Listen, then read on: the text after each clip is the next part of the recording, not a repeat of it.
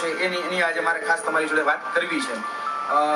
સૌપ્રથમ જે મુદ્દો હતો જે સીસી મુખ્ય પરીક્ષાને લઈને, તો એ સીસી મુખ્ય પરીક્ષામાં ક્યારે આવશે, બરાબર, તો એ જે પ્રશ્નો હતો એમાં ઓફિશિયલ અધિકૃત રીતે જે જવાબ મળેલા છે એ અધિકૃત જવાબોની આજે હું તમારી સમક્ષ ચર્ચા કરી રહ્યો છું. જેમાં અમારા દ્વારા સાહેબને જે પ્રશ્નો પૂછવામાં આવ્યા, બરાબર, ઘણા બધા ઓન ધ રેકોર્ડ ને ઘણા બધા ઓફ ધ રેકોર્ડ, તો તેમાં સાહેબનું એવું કહેવાનું છે કે ભાઈ જવાબદાર જે અધિકારીઓ છે એનું કહેવાનું છે કે સીસી ગ્રુપ એ અને ગ્રુપ બી એ જે 2 તબક્કાની જે પરીક્ષાઓ લેવામાં આવનાર છે એમાં 15 નવેમ્બર એ લોકો ગણતરી રાખી રહ્યા છે કે 15 નવેમ્બરની આસપાસ આ પરીક્ષા લેવાનું આયોજન થઈ શકે છે. એટલે 15 નવેમ્બરની આસપાસ આ તમારી જે મુખ્ય પરીક્ષા એટલે કે ગ્રુપ એ અને ગ્રુપ બી ની જે પરીક્ષાની વાત કરી રહ્યો છું એમાં સંભવતઃ પહેલા ગ્રુપ એ ની જે પરીક્ષા છે એ પરીક્ષાનું આયોજન કરવામાં આવશે. એટલે ગ્રુપ એ ની જે પરીક્ષા છે એ 15 નવેમ્બરની આસપાસ લેવાની શક્યતાઓ પૂરેપૂરી રહેલી છે. એટલે 15 નવેમ્બર આસપાસ તમારી આ ગ્રુપ એ ની પરીક્ષા લેવામાં આવશે. અને ત્યારબાદ જે કહી શકાય ગ્રુપ બી જે છે, બરાબર, એ ગ્રુપ બી ની પરીક્ષાનું આયોજન થઈ શકે છે.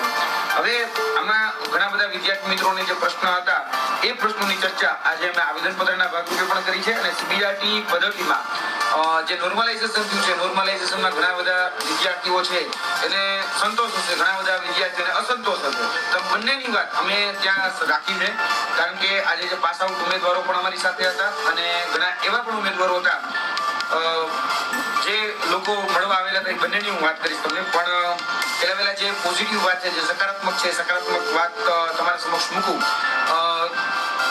ગ્રુપ એ કે ગ્રુપ બી કોઈની પણ પરીક્ષા પહેલા લેવામાં આવે, પરંતુ જે ગ્રુપ એ છે એની જ નિમણૂક એ લોકો પહેલા આપશે.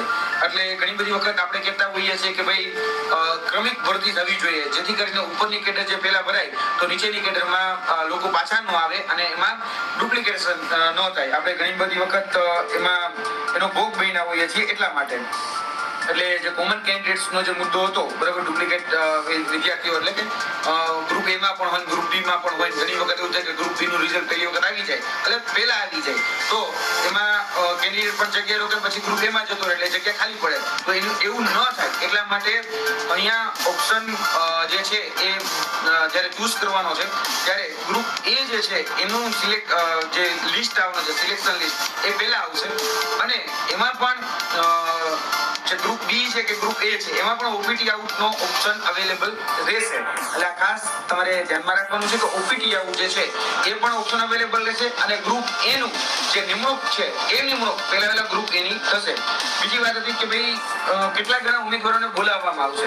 તો અહીંયા જે જોવા જઈએ તો ગૌણ સેવા પસંદગી મંડળનું કેવું એવું છે કે ભાઈ જગ્યા છે એ જગ્યાના 7 ગણા ઉમેદવારોને બોલાવવામાં આવશે. જગ્યાના 7 ગણા ઉમેદવારોને બોલાવવામાં આવશે, કેટેગરીના 7 ગણા ઉમેદવારોને નહીં. એટલે આમાં ખાસ ઘણા બધા વિદ્યાર્થીઓને અસમંજસ થઈ રહેતી હોય છે કે જીપીએસસી પેટર્નથી બોલાવવામાં આવશે કે પછી ગૌણ સેવામાં જે રીતે ભૂતકાળમાં ફોરેસ્ટની ભરતીમાં કે બીજી અન્ય ભરતીઓમાં બોલાવવામાં એ રીતે બોલાવવામાં આવશે. તો અહીંયા સ્પષ્ટ કહેવામાં આવ્યું છે કે ભાઈ જીપીએસસી પેટર્નથી અમે અત્યારે હાલ અમારી બોલાવવાની ઓથોરિટી નથી, બરાબર છે. હાલ એમાં એ જે કહી શકાય કે જે જગ્યાઓ બહાર પડી છે એના 7 ગણા ઉમેદવારોને જ બોલાવવામાં આવશે.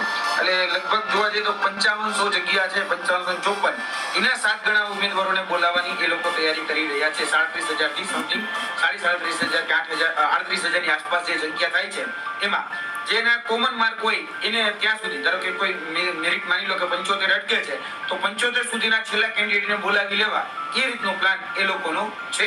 એટલે કોઈ સાથે અન્યાય ન થાય એવું એમનું કહેવું છે. હું ત્યાં વાત કરી છે એ વાત તમારા સમક્ષ પહેલા પીરસી દઉં સીસી બાબતની. તો સીસી બાબતમાં એ સ્પષ્ટ છીએ કે જે ભરતી છે એ સેકન્ડરી છે, આપણે ફર્ધર એક્ઝામ જે છે એના પછી નેક્સ્ટ એક્ઝામ એ નવેમ્બર કે ડિસેમ્બરમાં એ લેવાનું આયોજન છે. એ લોકો એવો પ્રયત્ન કરી રહ્યા છે કે નવેમ્બર મહિનામાં લેવાઈ જાય. આ એ લોકોનો પ્રયત્ન છે. પ્રયત્નમાં હર્ડલ્સ ત્યાં છે કે જો બધું સમૂહસૂત્રું પડી ગયું તોની વાત છે કે નવેમ્બર મહિનામાં લેવાઈ જશે. હવે અહીંયા ફરીથી તમારા ઓપ્શન એ ઊભા થશે અને એ છે ફોર્મ ભરવાના. હવે જે લોકોએ ભૂતકાળમાં ઓજસના માધ્યમથી જે રીતે ફોર્મ ભર્યા હતા એ જ રીતે મુખ્ય પરીક્ષાના ફોર્મ પણ તમારે અહીંયા ભરવા પડશે. એટલે 4 દિવસની અંદર એ તમારી મેરિટ યાદી જે છે એ મેરિટ યાદી તમારી આવી જવાની છે. લગભગ 14 તારીખની સાંજ સુધીમાં તમારી જે મેરિટ યાદી છે, એટલે સીસીની જે મેરિટ યાદી છે એ મેરિટ યાદી આવી જવાની છે. અમારા જે ઇન્ટરનલ ઇનપુટ્સ જે છે એ સ્પષ્ટ કહી રહ્યા છે કે તમારા માર્ક સાથેની પીડીએફ એ જાહેર થશે. જી હા, તમારા જે નોર્મલાઇઝેશન માર્ક છે એ નોર્મલાઇઝેશન માર્ક સાથેની પીડીએફ જાહેર થશે. પીડીએફ એટલે ભૂતકાળમાં એવું હતું કે આપણે આપણા જ માર્ક જોઈ શકીએ એ પ્રકારેની હવે જે યાદી આવશે એ યાદીમાં તમે બીજાના પણ માર્ક્સ એટલે કે નોર્મલાઇઝ માર્ક્સ છે એ જોઈ શકશો અને કોમ્પિટિશનમાં કઈ પ્રકારે કેટલા ઉમેદવાર છે એ પણ તમે જોઈ શકશો. એટલે રિઝલ્ટ તમારું જે છે નોર્મલાઇઝ રિઝલ્ટ, બરાબર છે, તમારા રો માર્કનું રિઝલ્ટ નહીં, કારણ કે રો માર્ક હજી સુધી આપવાના નથી અને રો માર્ક માટે બીજા બધા રસ્તાઓ જે છે અપનાવી રહ્યા છે. પરંતુ અહીંયા ભરતી બોર્ડ જે છે એ ભરતી બોર્ડમાં ભૂતકાળનો જે ચુકાદો આવ્યો, બરાબર, જે બેન શ્રી એક કહી શકે કે પિટિશન કરી હતી અને પછી બધાના માર્ક જાહેર કરવા પડ્યા હતા, એ જ રીતે આમાં નોર્મલાઇઝેશન માર્ક સાથેની પીડીએફ જાહેર કરવી એ લોકોની આ બાબતની તૈયારી